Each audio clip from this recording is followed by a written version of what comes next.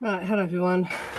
Yeah, I want to do this stream tonight because it's just a follow-on from a part of the Mae Brussell stream that I did before, where she talks about a private detective who was murdered, and she says he was involved in pharmacies that were giving out drugs to rock stars and that. And so yeah, we'll get into that in a minute. There will be chapters in the description below. And yeah, a guy called Judo LeBell was involved with his murder as well and was convicted of it, but never went to prison. We'll get into that. Yeah, that's it. He was the son of this woman. Yeah, and he refereed a match or something, didn't he? Between like I said, we'll get to it all in a minute. There'll be chapters when we get to. If you want to skip over this bit, this is a live stream when I talk to people. Yeah, but that's what we're talking about tonight anyway. Yeah. So hello everyone. Phone's here as well, and James Watson again. Mike showed up. That's good. Excellent. Yeah, I'll start reading this out. I'll read out. This is what Mae Brussell actually said. Anyway. But there's more. Right, this is what Mae Brussell said in her essay. Robert Hall, a private detective in Hollywood, was killed by a single bullet on July 22nd, 1976. So far, there has been a wire service news blackout on the implications of Hall's murder for obvious reasons, exposed more than the tip of Watergate. What was going on in Los Angeles is part of the parcel of Washington, D.C. scandals. If one Army report exposes that millions of dollars were spent using and testing chemical combinations for operational purposes, then somebody has to be around to distribute the poison. Managers of 7 rock groups, 7 different groups, had hired Private Eye Hall to find out how their stars were getting stoned. Turning on or feeling high doesn't warrant hiring the professional assistance of a detective. What they were obviously complaining about was that the stars were being altered in such a way that it hampered with their public appearances, credibility, personal lives, and recordings. Hall's inquiry revealed the drugs were coming from 2 pharmacies with which he had been employed. Hall used to own a drugstore in Hollywood with co-partner Jack Ginsburg, an admitted pornographer who was charged with Hall's murder. Gene LeBell, 44, the other man arrested, along with Ginsburg, refereed the Muhammad Ali bout with the Japanese wrestler in July 1976. LeBell, a professional wrestler, is the son of Eileen Eaton, a well-known boxing promoter who owns and operates the Olympic Auditorium in Los Angeles. The reports that Hall concluded for the manager of the rock musicians included the names of 2 physicians and 1 dentist as having supplied false prescriptions. The cause of apparent freaking out was centered in a small area of operation. This information was turned over to the proper authorities for arrest before Hall was murdered. No actions were taken by the police and no arrests have been made. The same frustrations plagued Robert Hall that bothered Phoenix, Arizona reporter Don Bowles. The higher-ups get police and law protection, the investigators get killed. Don Bowles and Robert Hall were investigating some of the same people, an actual who's who of the Cold War. Hall's contacts were important because they touched the prime movers of our politics, movies, electoral processes, entertainment, and also our tastes in music and in sounds. Within moments of Hall's murder, his name was linked with possible murder for hire, kidnapping plans from millionaire financier Robert Vesco's son, gun running to Vesco in Costa Rica, the unsolved stabbing of actor Sal Mineo, blackmail, the lost safe deposit box of Howard Hughes that could contain his original will, Beverly Hills financier Thomas P. Richardson, recently convicted of a $25 million stock fraud, Hollywood's most famous celebrities in drug and sex scandals, exposures of television stars and high Washington officials, drug traffic from Los Angeles to the Malibu community, international sports event, and the Los Angeles Police Department, one of their former agents is now retired, heads the police science department at LA Valley College and supplied the fatal weapon used to kill Hall. Los Angeles Police Department Chief Ed Davis, because of his links to the FBI and CIA, a possible plot to kidnap Bernard Cornfield, associate of Robert Vesco, past contacts with Mickey Cohen, and long drug addiction of singer Eddie Fisher, contract employment of Hall by Howard Hughes, Summer Corp, the 2 burglaries of Hughes' headquarters in Van Nuys and on Romaine Street.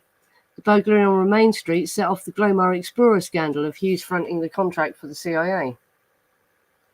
Hall sent his pals to New York, Dr. Max Jacobson, titled Dr. Feelgood, the source of John F. Kennedy's Happy Time vitamins. Roy B. Lofting, contractor for NASA, Texan, with a long association and friendship for Bobby Baker, Lyndon Johnson's protege, knew Hall. Investigations into the slain Burbank private detective caused Beverly Hills Police Captain Jack Eggers, on the force 17 years, to resign. Hall worked as double agent for the Beverly Hills Police and the Los Angeles Police. The relationship between law enforcement, drug traffic, and personalities as varied as politicians and musicians makes it sometimes impossible to get an impartial investigation of certain deaths. What appears as suicide can be murder. At the time of Hall's murder, his possessions included tranquilizer guns, drug-loaded darts that fired gas canisters, electronic bugging equipment of all kinds, and a wide variety of chemical formulas. The chemicals were possibly a combination from the many tested by the US government from 1953 to 1963. Right, so that's what Mae Brussell basically said about him. And obviously there's more as well that I'll read out. But yeah. Any comments about that so far? Obviously, it's all quite crazy. Yeah, there's a lot that he was associated with as well. He blackmailed people too, apparently. That's another reason he might have been murdered. Yeah. Yeah, well, how is he getting it? That's the thing as well, isn't it? And, yeah. Why did he have so many weapons and so much bugging equipment? That's weird as well, isn't it? Yeah. Quite a resume, yeah. Yeah, there was wasn't there a band called Dr. Feelgood as well? But yeah, I've done a stream about this Max Jacobson as well. That doesn't get enough views. I've now created a playlist of all these Mae Brussell streams, and I'll add that Max Jacobson stream to it because that's a crazy story. It sounds so unbelievable. I think people don't believe it. But yeah, and there's newspaper clippings and all that we'll get to in a minute. Yeah, and there's this next bit as well. This is from Alex Constantine, who was one of the Mae Brussell sprouts, they called them, like the Mae Brussell fans that started writing themselves. Right, Robert was a private investigator and Robert Vesco's security chief and a security contractor for Howard Hughes. He was involved in a burglary of summer court that belonged to Hughes and blackmailed Robert Vesco, who made an illegal campaign donation to Richard Nixon. Jim Hoogan, an investigative reporter and former editor of Harper's, described the Burbank private investigator as a sleaze and a pathological lowlife. Decidedly larcenous, a father, a wiretapper, an informer, a dope peddler, and a double agent.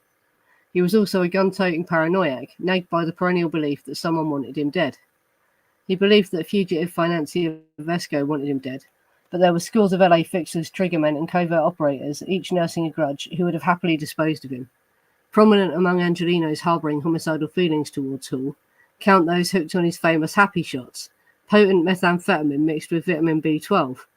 LA prosecutors suspected that the corrupt private investigator was blackmailing these clients and many others. That's from Alex Constantine. Had to do a Wayback Machine to find that, but there's like other articles. I'll show you some of the source links in a bit, yeah. But yeah, so this paints him in a darker light, and you hear other bad stuff about him as well. The men that killed him didn't like him. Everyone says he was nasty and sleazy. So yeah, it doesn't sound like he was a nice guy. And this Alex Constantine here implies that he was the one giving out the methamphetamine shots, but it was actually Max Jacobson. Mae Brussell says he was just sending people to Max Jacobson, which seems more likely.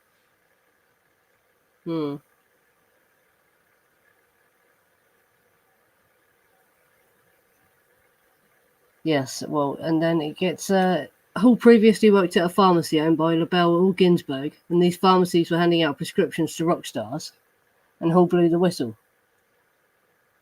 LeBell was the third partner in Hall's private detective firm and owned a pharmacy in Hollywood, the same pharmacy that distributed tainted drugs to rock musicians, and Hall had blown the whistle. Tommy Richardson, Hall's partner and Robert Vesco's pimp, who once reportedly flew Elizabeth the Hollywood Madam Adams and a plane loaded with prostitutes to Costa Rica to service the fugitive, told LAPD detective Richard Schmidt that he believed Jack Ginsburg may have killed Hall because of Hall's activities against Ginsburg's, turning evidence on the poison prescriptions and other criminal enterprises. Right, then we get to, there's an article here well, this is actually from an appeal by someone, but this gives you an account of like how he was actually shot, because he didn't live alone. He lived at a house with someone. On July 22nd, 1976, Robert Bobby Hall, together with Lawrence Mathers, resided at 521S Mariposa in the South Mariposa in the city of Burbank.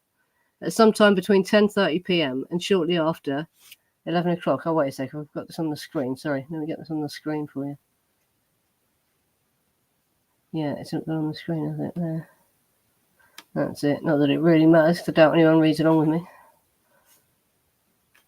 Shortly after 11 o'clock, Hall entered the kitchen of the house. Mathers heard a shot from that area, and upon his own entry into the kitchen, found Hall lying on the floor with a fatal gunshot wound in the head. Hall was a private investigator who had alienated various persons in connection with his work, among whom were his former friends Ginsburg and appellant. Ginsburg was convicted of the murder through evidence that the trial in the matter here considered was insufficient to directly implicate appellant on the commission of the crime. The evidence which supported the verdict of his guilty as accessory after the fact consisted of the testimony of John Egger, who was at the time of the killing and until August 21st, 1976, a captain in the Beverly Hills Police Department and a friend of an acquaintance of the appellant.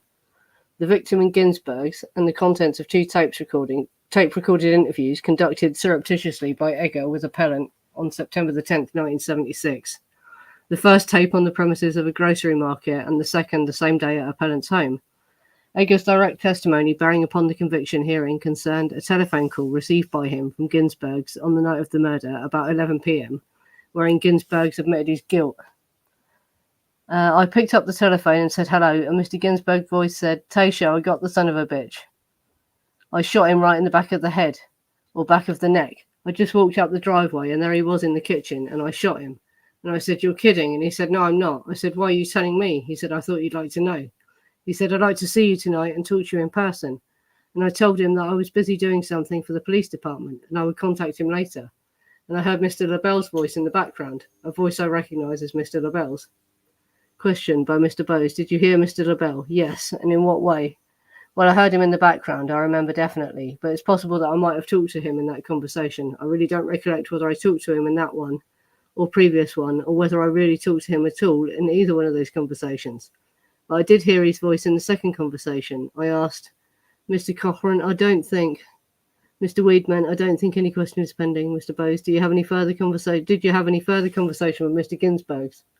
"Yes, I asked him where he was, and he said he was at Jean's, and I said, well, I'll get a hold of you later." That's essentially the conversation as I remember it at the time. Egger likewise recounted a meeting with the appellant, either Monday the 26th of July, or following Monday, or Monday after that, where Egger stated to him, "I said, you know what I'm talking about? My family's been threatened over this Bobby Hall killing. You drove Bobby out of there. Pardon me, you drove Jack out of there the night Bobby was killed, didn't you?" And Jean said, "Uh-huh." And he said, "Let's just forget about Bobby Hall. He's gone." On September the 10th, Egger met the appellant at Ralph's Market in Studio City. And that's just, how he recorded it and how they arrested him. But, that's what you need to hear of that, basically. So that's the evidence. That was LeBell appealing against his conviction, but that's like what they had against LeBell.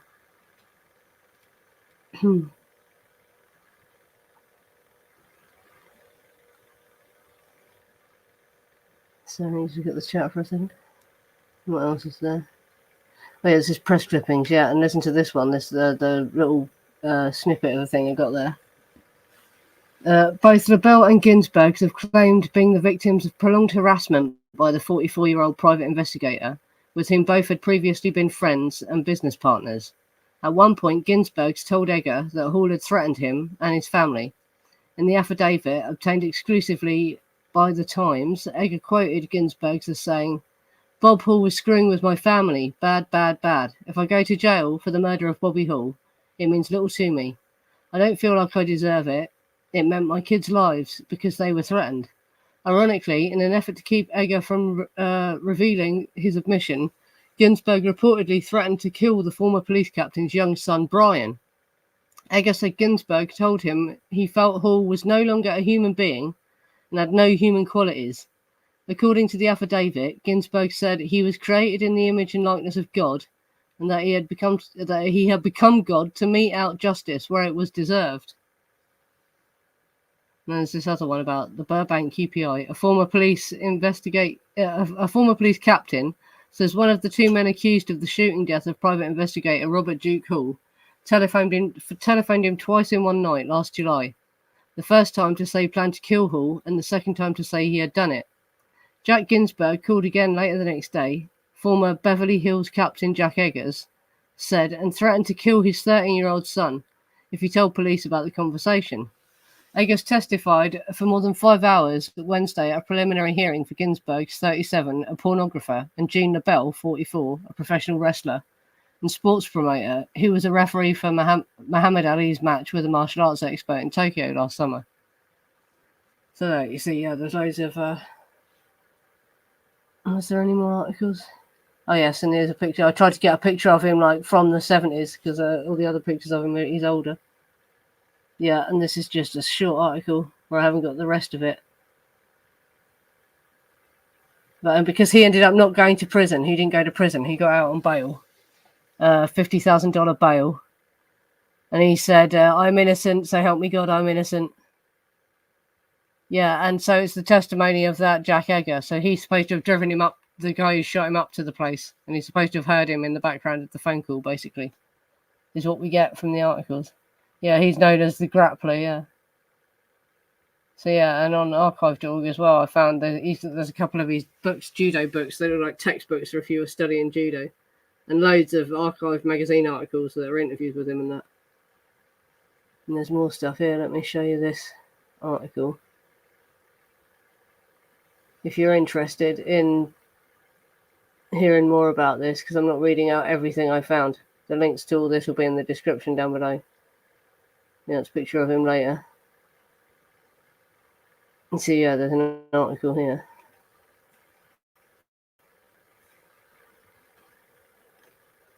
Yeah, and I got the stream from that, yes, and that'll be linked down below if you want to read that, yeah.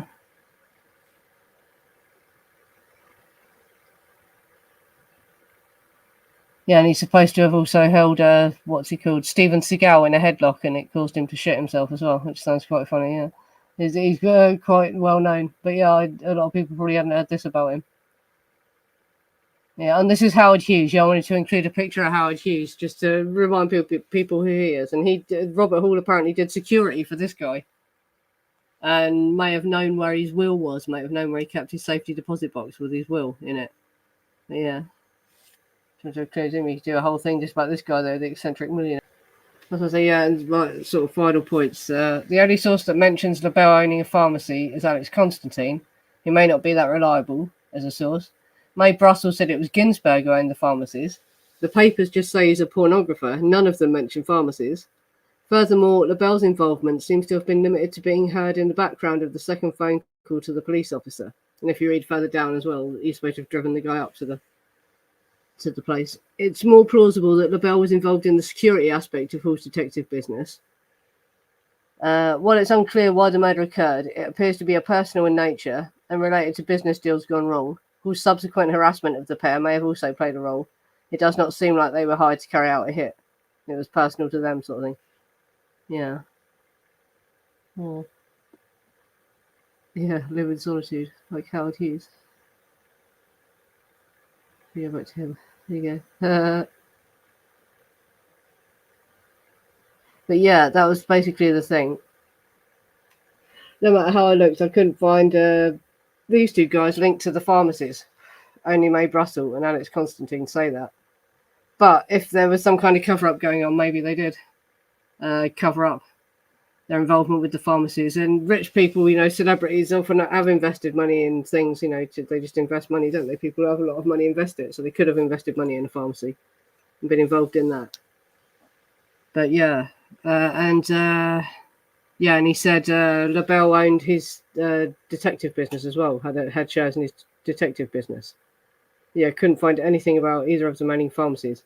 And I couldn't find a picture of Ginsburg's, the other guy, as well. That's another thing. There's no pictures of the court case, just written articles about it.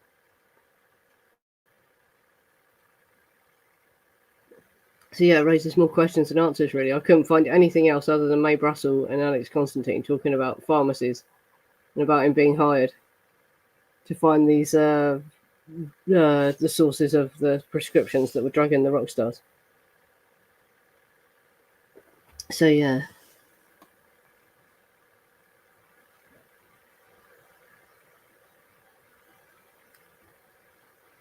No, it's not Allen Ginsburg. No, it's actually Ginsburg. So I've spelled his name wrong with an S.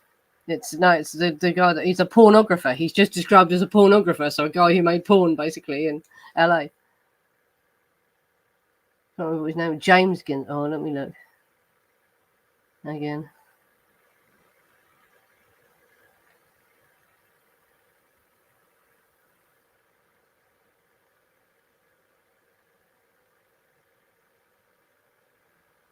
Jack Ginsburg's he's called. Yeah, and he's a pornographer. This is the guy that shot Robert Hall, basically.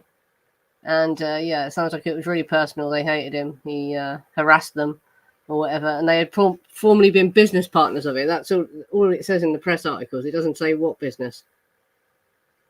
And yeah, Mae Brussell and Alex Constantine say it was they owned part of his detective firm, and he owned a pharmacy or co-owned it with them. But I couldn't find anything else saying either of those guys. I couldn't find anything else about that guy except, yeah, and there's the thing about his appeal getting messed up because he tried to extort money from people while he was in prison. So yeah, he didn't get out early. Yeah.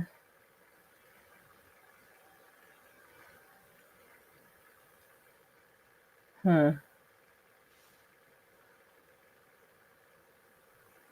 Yeah, I remember Erie, Indiana. I'm assuming that's what you meant, not Erie Indians. It was like predictive texting. That was it was a weird show, wasn't it? There didn't seem to be that many seasons of it as well. Yeah, the guy who was Gomez Adams was in it, wasn't he? No, yeah, weird little show, wasn't it? Sort of like a Twilight Zone type thing, wasn't it? Weird stuff happened in the town. Yeah, yeah.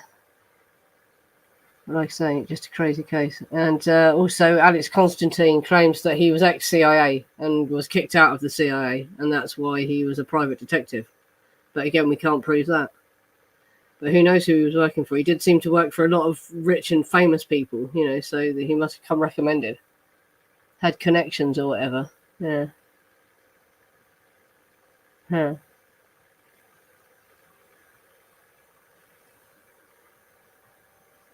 Yeah. You remember Erie, Indiana as well, do you? Yeah, some people do. That was a good few years ago now, though. I was a kid when that came out.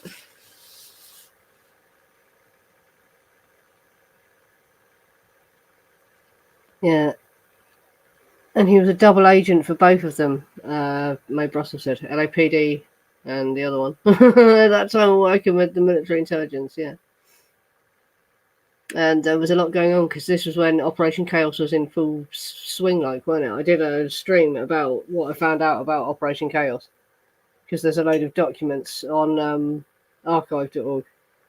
And it didn't start until the end of the 60s. In fact, I think it might have been starting to wrap up by 1976. I'd have to look again exactly when it finished and ended.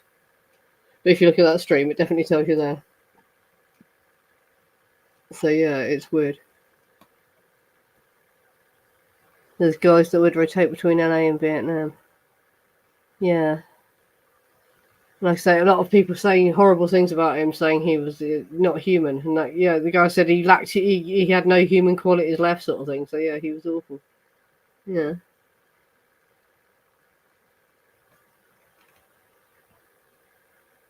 Yeah, I've got Ruth Ellis. Yeah, she the last woman to be hanged. I found a couple of books about her. Her sister wrote a book about her, saying she had a double life. It's interesting. Yeah. So yeah, I wanted to cover her one day as well, because that's an interesting case, an old true crime case. She shot her lover, but he was like a high society bloke, and she was just like a nightclub girl, weren't she? Sort of thing. Yeah. So it was all. Yeah, but she was the last woman to be hung. Yeah. Yeah, wasn't that? Yeah, he wasn't in the CIA at this point in 1976. Everyone was a CIA agent. But yeah, the huge list of people that he was connected to. Where is it? I'll try to get back to the slide.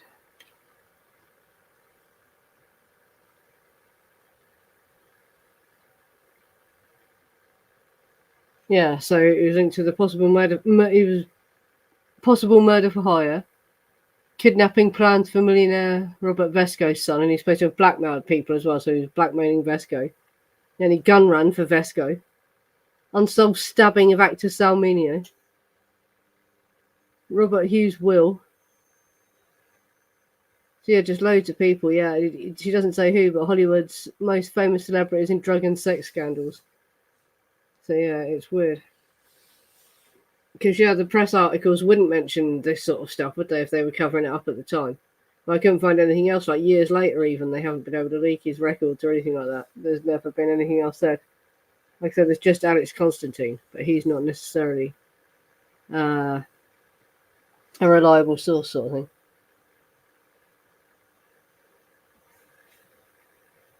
Yeah, I don't know if I've seen it. Yeah, a film about Ruth Ellis called Dance with a Stranger. I might have seen it, but yeah, I'll have to watch it. Look for it.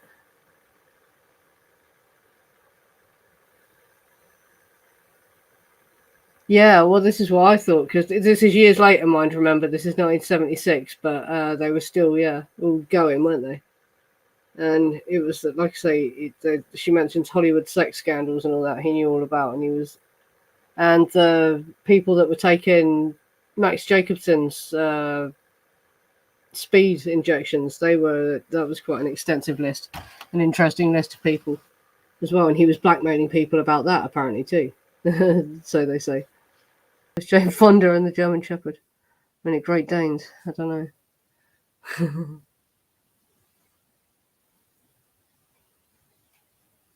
Yeah, it's like I say, connections to everything. And I was not able to find anything to suggest he was CIA or any sort of military record for him. Like I said, I didn't really dig really deep. I was just Googling, obviously, but yeah. It's all just Mae Brussell and the few press articles about it. And it's weird there's no photos of them walking in and out of the trial, considering LeBell was famous. You'd think that they would have been photographing it, but then there's no photos. I couldn't find a single photo of the other guy, the guy who actually shot him. Very strange. Yeah. Yeah, that's it. He's quite a character, and everyone says like he was really nasty and sleazy. No one had a good word to say about him. Yeah.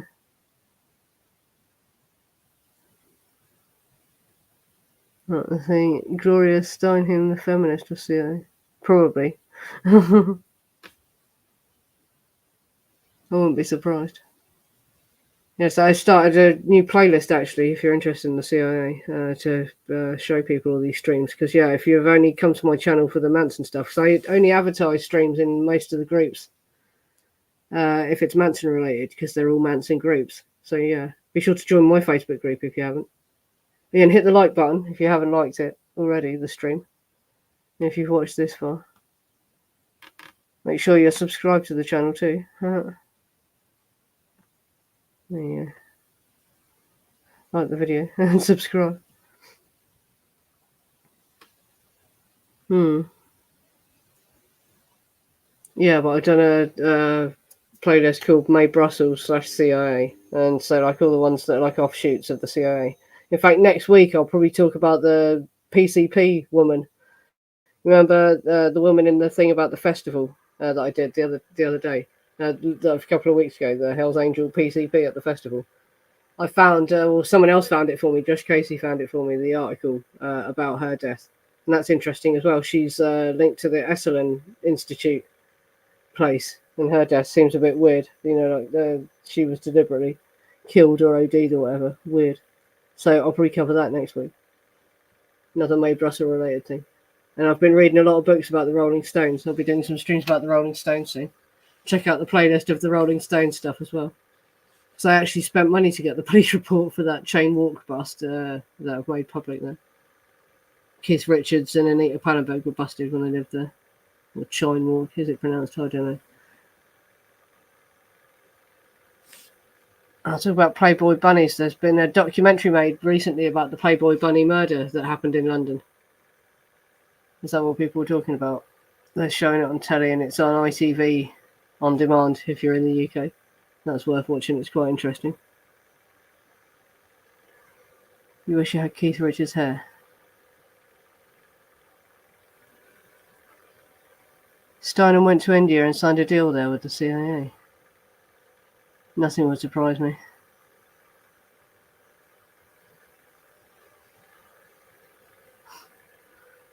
Best band name ever, the Brian Jonestown Massacre. Yeah, I suppose it would be, wouldn't it? Yeah. Has there ever been a band called that? Are you saying, or you're just saying, yeah, someone should do a band called that?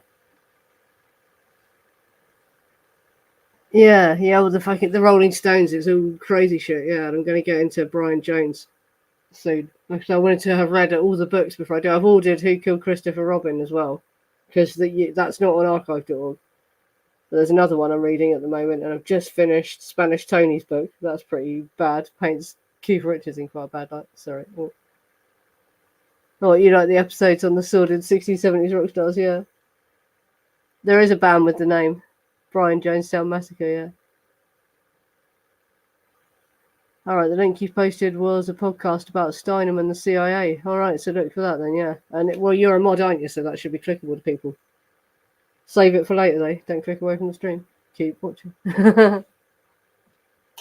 Yeah, and the band name Kasabian as well. Less said the better. Oh, what they played in the Viper Room as well, did they? Wow.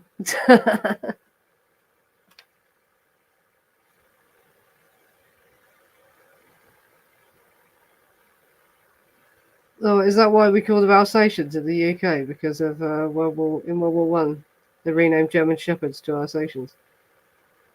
Wow. Yeah, that's it. Yeah, if you're a mod, you can click the link, can't you? Yeah. There's another interesting thing. I shared the link in my Facebook group to it ages ago. But there's stuff about the police, the band, the police, Sting, and Ian Copeland, and all that. They're all connected to the CIA. That's crazy as well. Just shows how they infiltrate. So, like, they were in punk music, so that was the CIA infiltrating punk music and all that. Oh, yeah, I've always known they were the same thing, yeah. Alsatians aren't a different breed, no, they're the same thing. I thought that it was just another word for them. No, I didn't know that was why we don't call them, why we tried to change it. Hi, Ariel. Yeah, I've gone through most of the stuff I was reading out now. But yeah, it'll be up in playback tomorrow. It is interesting. Strange shooting. It's like hard to find any more information to back up what Mae Brussell and Alex Constantine say. But it would be covered up if they were, if he was into all these things. Amazed I was writing a book about him. It sounds like it, but maybe they had trouble finding anything else more about him. Like yeah. Yeah. Yeah, like I say, he didn't live alone as well. I wonder who the person he was with, or if that person was just round his house. Or if I think it said they resided at the same place, though, didn't it? In the document. Yeah. Oh, do you have a German Shepherd? Yeah, they're big, aren't they? Knock over children, don't they?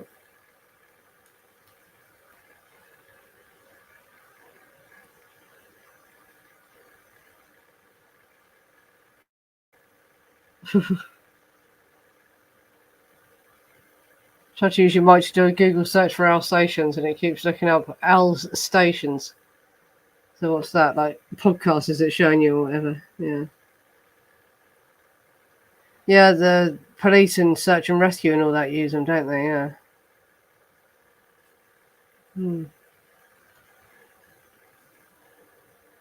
The Chow, a rarer breed.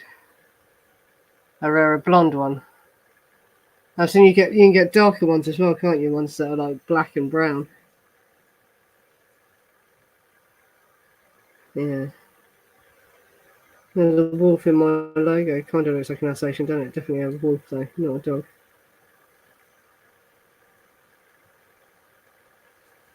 And you did have a Dalmatian that was deaf. Yeah, that's a risk with Dalmatians, isn't it? They can be deaf. You have to get their hearing tested when they're born and all that, don't they? Hmm.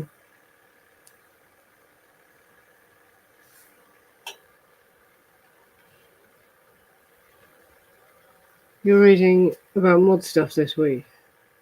There's a scooter rally at the gates of Buckingham Palace, but further details are elusive. Yeah, I didn't know anything about that. Yeah, not in London.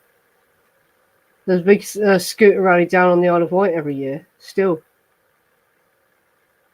Yeah, in fact, I could end this one now and go to an after show. So I need to get to bed early tonight.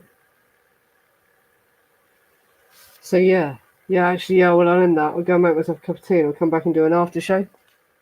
If people want, yeah. 5 minutes, give me 5 minutes. And we can just chat then.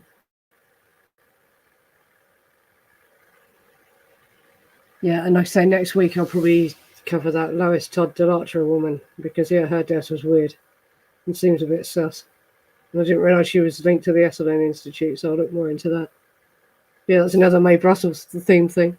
And then we'll be getting into the Rolling Stones pretty soon. And obviously I'm still reading all the stuff about the LSD stuff.